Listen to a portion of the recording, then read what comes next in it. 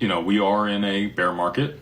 Fundamentals are still at an all-time high. Evernorth actually put out a post today about some of the stuff that's going on. So I would encourage you guys to go check that out.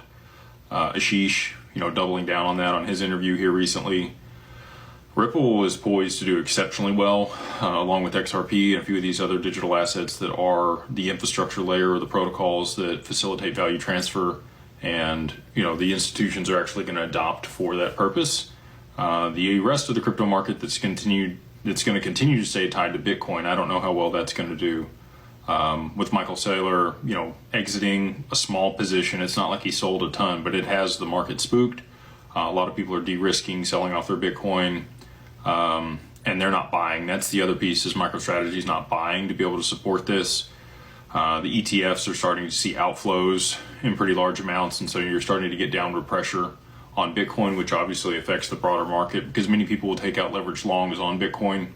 And when I say people, I mean trading bots, right? Like these algorithms will take out long leverage positions, and when they lose on that leverage, they then have to liquidate positions that they have across the broader market.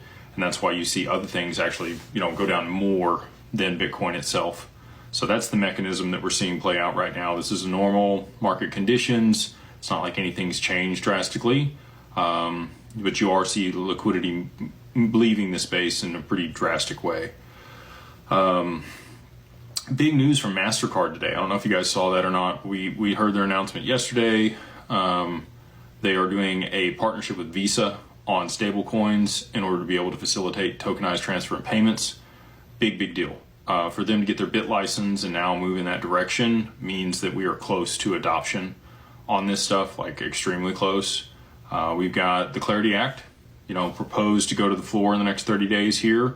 It's on the docket at least, so we may see that voted on in the Senate in the not too distant future.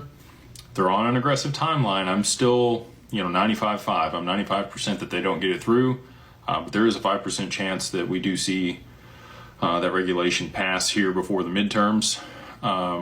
We are hanging out at the high end of the range where we should see Japan step in here and do something with the currency market. We've got, it touched 160 and it's come back down a little bit now. We're 159.88 over there on the yen versus the USD. Still need a little bit bigger move in oil, I think, to push that up to the point where, they're actually going to have to intervene in a meaningful way. So if we see things escalate there in the Middle East overnight or tomorrow or later next week, whenever it happens, I think that is going to be the straw that breaks the camel's